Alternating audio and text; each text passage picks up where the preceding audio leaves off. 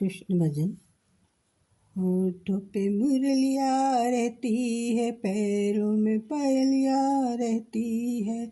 ये उस कृष्ण की झांकी है, ये उस कृष्ण की झांकी है, जिसकी भक्ति हृदय में रहती है।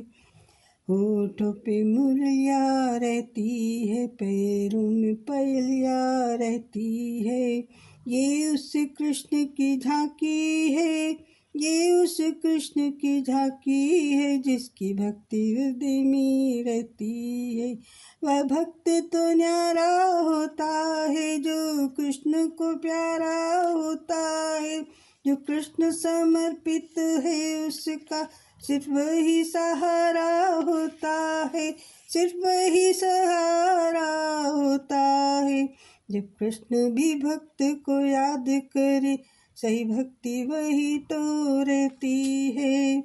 ये उस कृष्ण की झांकी है, ये उस कृष्ण की झांकी है, जिसकी भक्ति हृदय में रहती है। होठों पे मुरलिया रहती है, पैरों में पायलिया रहती है।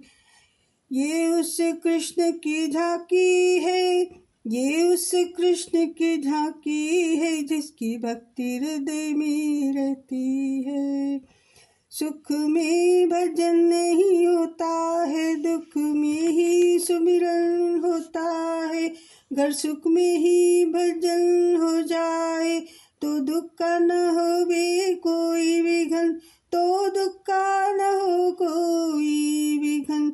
कुंती ने तभी तो मांगे दुख, दुख में भी खुशियाँ रहती हैं।